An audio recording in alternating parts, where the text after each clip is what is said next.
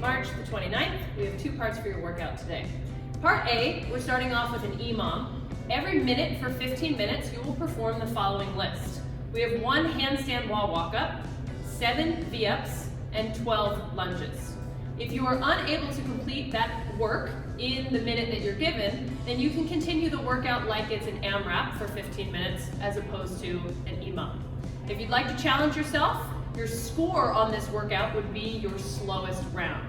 So feel free to time how fast you can perform this list each way as you're going through. For part B today, we have as many rounds as possible in 5 minutes. You're going to perform 5 burpees and 10 arch rows.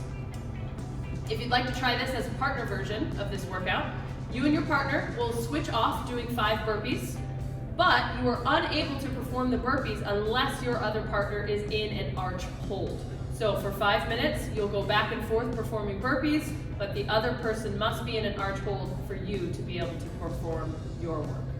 Good luck, let us know how you did. Post your comments to our notes.